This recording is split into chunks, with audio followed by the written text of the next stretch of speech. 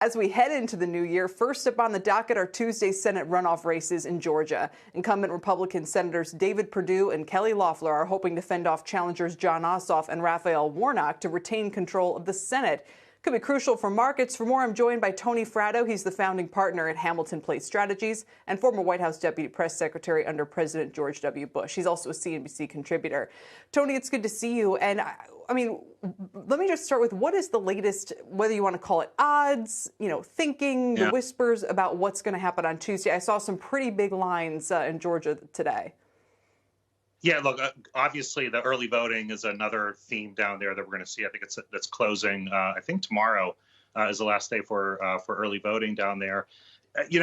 Every poll that you look at says this is a toss-up. It's all well within the margin of error. It is a real repeat of the November 3rd election. I think a lot of people were expecting Democratic turnout to overperform in November. I think what we learned was that Republican turnout performed very well, too. I think both parties did an amazing job of turnout. So they had huge turnout, both in early voting, absentee, and on Election Day. And I think you're going to see the accumulation of that today. And it's going to be a very, very close race. And, turnout, if it's a function of money, this is the most expensive election in the history of mankind. There's never been anything like this, literally hundreds of millions of dollars being spent down there. So, look, if because there was some under expectation of Republican turnout today, my expectation is that it's probably a slight lean for Perdue and Loeffler, the two Republican candidates.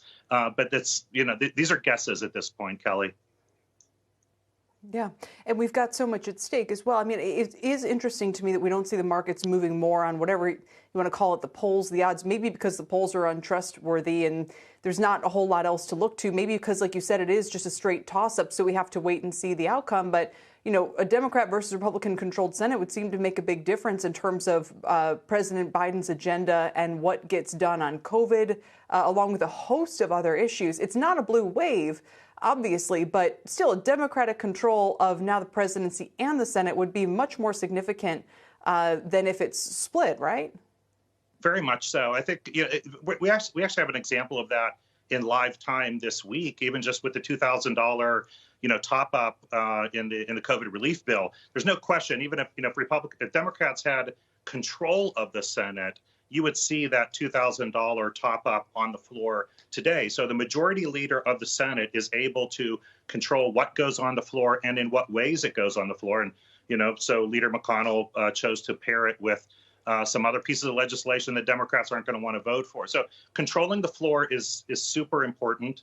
It will change the ambitions, I think, for Democrats if they have control of both houses, even if they're razor thin margins. I think you're going to see the progressive wing get a lot more ambitious on the kinds of things that they want to do and the kinds of things that they're talking about, especially in the area of energy and climate policy, tax policy, healthcare, and a few other areas. But the fact that they're razor thin in both houses, though, it probably is moderating. It just brings these moderates in both the Democrats and the Republican Party to the fore. They're going to be the difference makers. Shepard Smith here. Thanks for watching CNBC on YouTube.